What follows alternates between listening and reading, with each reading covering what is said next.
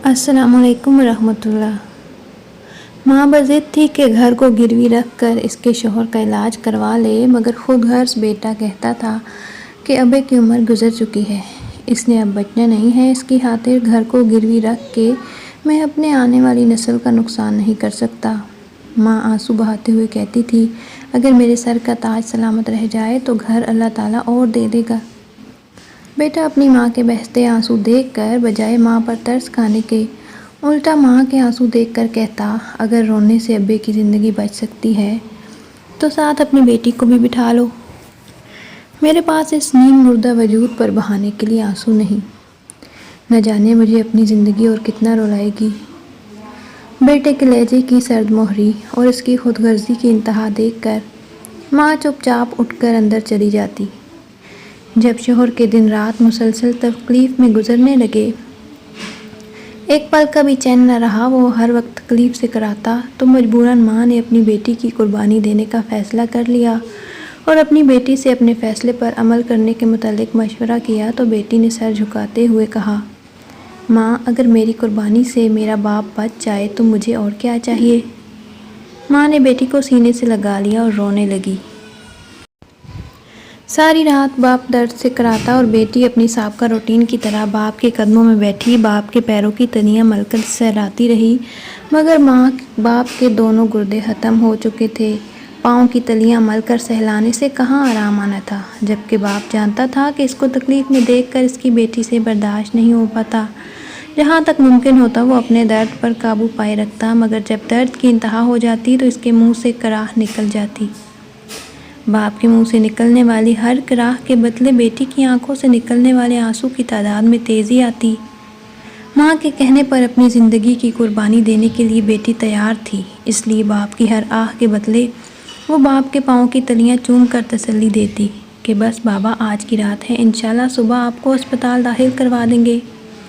बाप अपनी बेटी की आंखों में ढेर मोहब्बत भर कर देखता, मगर शदीद तरीन तकलीफ़ की वजह से मुँह से बोलता नहीं था।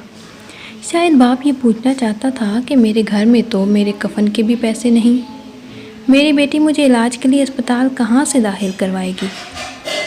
माँ ने एक शख्स के साथ पहले से सूद पर पैसे लेने के लिए बात कर रखी थी। इस शख्स के दो मुतालबे थे, जिनमें से एक का पूरा होना ज़रूरी था। या तो वो घर गिरवी रख देता, बसूरत दीगर वो कहता कि अपनी जवान साला बेटी मुझे निकाह में दे दो, और साथ हलफ दो कि फिर कभी तुम लोग तलाक का मुतालबा नहीं करोगे। और ये हलफ मुझे कुछ मुअज़्ज़ज़ लोगों के सामने चाहिए। जब माँ बाप का लाडला बेटा घर गिरवी रखने के लिए राज़ी ना हुआ, वो अपने शोहर को अपने सामने यूँ तड़पता देखकर बर्दाश्त नहीं कर सकती थी।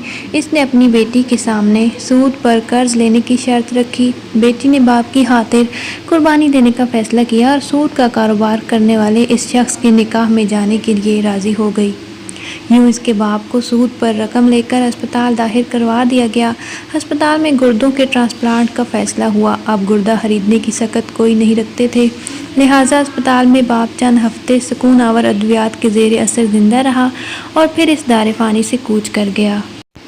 बेटी की कुर्बानी अपने बाप की ज़िंदगी तो ना बचा सकी, मगर इसकी कुर्बानी ने ये साबित कर दिया कि वो इब्राहीम अलैहिस्सलाम का बेटा था, जो बाप के हुक्म पर कुर्बानी के लिए तैयार हो गया। वरना आज के दौर में जितनी कुर्बानी बेटी वालिदैन के लिए देती है, इतनी कभी भी बेटा नहीं दे सकता। बाप की मौत के बाद जल्द ही वो लड़की सूदी कारोबार करने वाले शख्स के निकाह में आ गई, जो 3 साल तक कमसिन कली को नोचता रहा।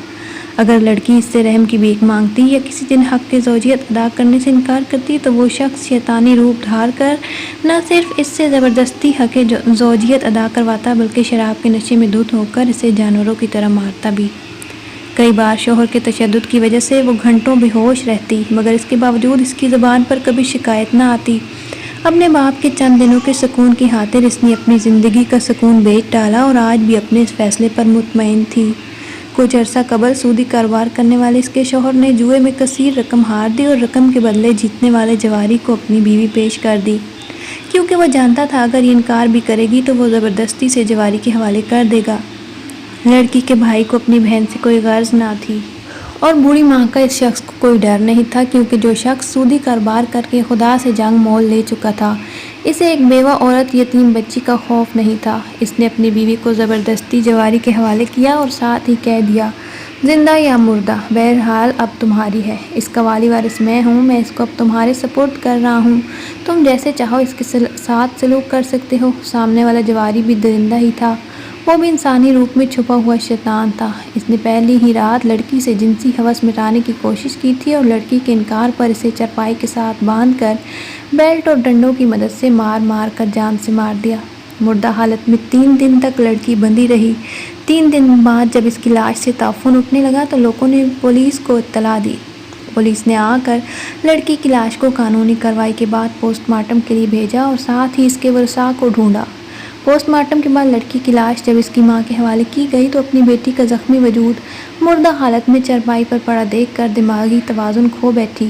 لڑکی کا بھائی جو پیسے کا پجاری تھا، زندہ بہن کی تو اس نے کبھی خبر نہ لی، مگر جب اس کی بہن مر گئی اور پولیس کیس بن گیا تو اس کو یقین تھا دونوں جواریوں سے وہ جیب گرم کر لے گا، اس لیے وہ بہن کے کیس کا مدعی بن گیا۔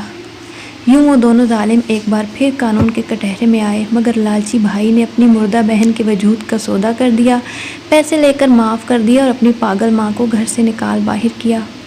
اس کی ماں آج بھی ننگے پیروں سڑکوں کی ہاک چھانتی رہتی ہے، ریڑھی بانوں اور ہوٹل والوں سے مانگ کر کھانا کھاتی ہے۔ جب کبھی اس کے اندر کی ممتا جاگتی ہے تو سامنے سے گزرنے والی ہر لڑکی کو اپنی بیٹی کا نام لے کر پکارتی ہے اور اسے سینے سے لگانے کے لیے اس کی طرف بڑھتی ہے۔